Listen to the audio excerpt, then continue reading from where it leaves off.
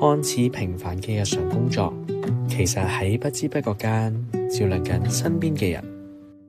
機場係守護公共衛生嘅第一道關口。當日，一個由杜拜抵港嘅日本家庭，因為家姐發高燒同咳嗽而被截停。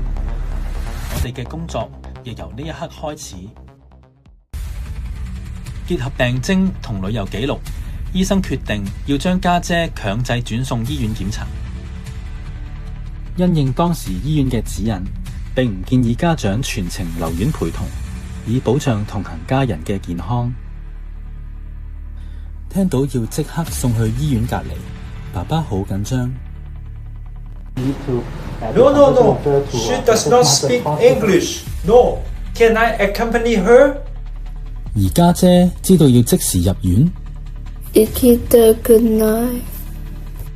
お兄ちゃんと一緒にいたい。明白到佢哋對突如其來嘅變化會感到不安同焦慮，按耐心咁講解家姐嘅病情同入院嘅一般流程，即時入院對家姐以至社會都有好處。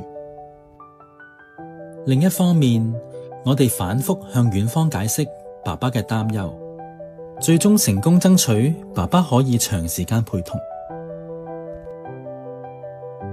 佢哋一家人終於都鬆一口氣。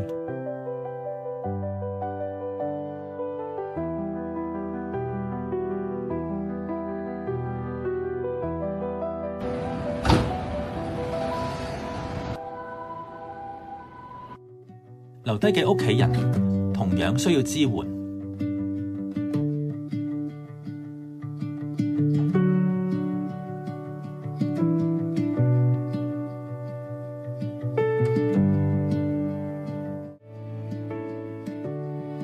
我一步一步向彷徨嘅媽媽講解點樣去醫院同酒店，等佢哋個心可以定落嚟，望住佢哋安心出發。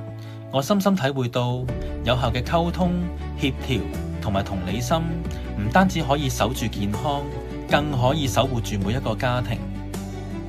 呢份守護就係我哋護理工作嘅意義。